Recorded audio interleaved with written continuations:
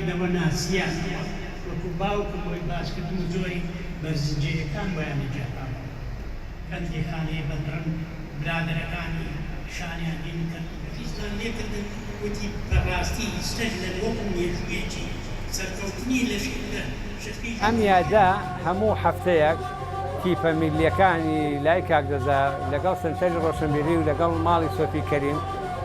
گفتوگۆیەکمان کردووە قەرارێکمان ناوە کە ئێتر هەموو هەفتەیەک لە یەکێ لەم شوێنانە یادی هونەرمەندی بکەینەوە ئێتر ئەو هونەرمەندە چ لە ژیان ناوێ چ کۆچی کردوێت.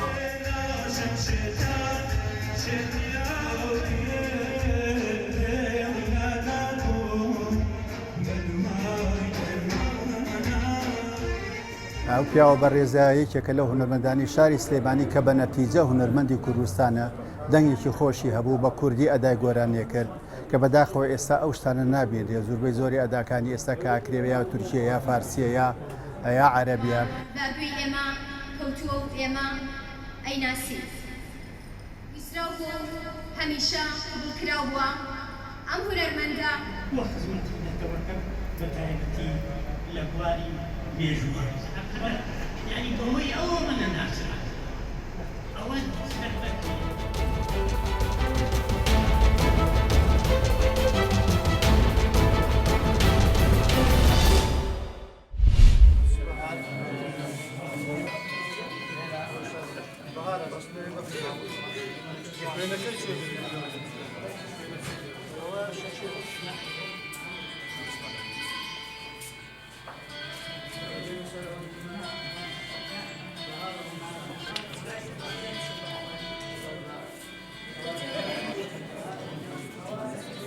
ئەم پێشنگیان پێک هاتووە لە شیوەیەک فۆتۆ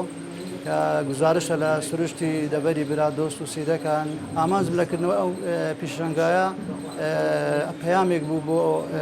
گەنجان و لاوانمان لە ڕووی پاراستنی ژینگە و هەروە پەیامێک بوو بۆ حکوومەتی هەرێمی کوردستان بۆ ئەوەی شوێنە گەشتاریەکانمان ڕێگاوبانی بۆ خۆشکن و گرنگی زیاتر پێدەوە لە هەمان کاتدا پەیامێک بوو بۆ وەزارەتی کوشت و کار کە شوێن ئەم دەبەرەستی دەکەن لە ڕووی گەشت و گوزاری لە ڕووی کوشتتوکالیشەوە لە ڕووی ئاژاری مەرداریەوە گرنگێکی زۆری پێ بدرێت خەڵکێکی زۆری مەردار و کوشتتوکالکەرمان هەیە لێرە و شوێنی گەشتاری زۆر خۆشمان هەیە.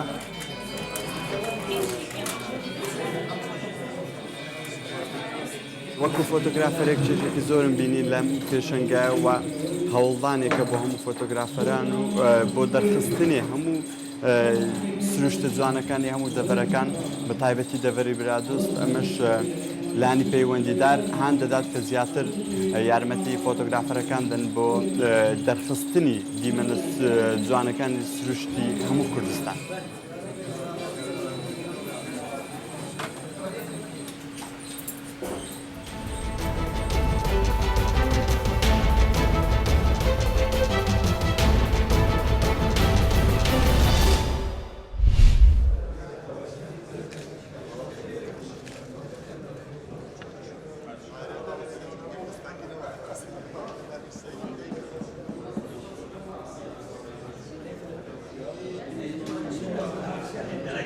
ڕگەڵەکەی کۆمەڵە دوستن کتێبی لە ئۆکرێ بە هەموانگی دیگە ڕێبەری و ڕەوشنبیری هونەری لە ئۆکرێ هەستنەی بەنجامدانۆس پێشنگای کۆڤەکری بوومەوەی سێ ڕۆژان کا پێشنگای بێک دەجی هزار کتێبوون کو دۆبەش بوونیە لەسەر 200 سەرچەوێن جیۆس مەرەم ژێ چەندێکی ئەوە و ئەمهۆنۆ گەنجێ وی بۆژێری بدەین و زیاتر بەرە خوێندنەوە پەرتوکێ بچیتن.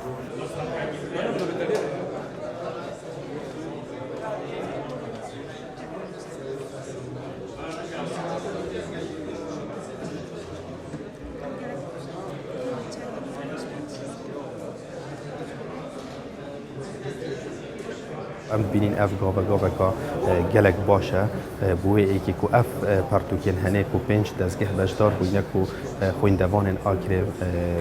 bejdarî van vê çalakiyê bibin û van pertûka bi destxwe bibînin bo yekî ku pitir rêkeka dîr negirne ber ku em hemaheng bîn û em harûkar bîn û xelek pitir berev xwendinê biçin.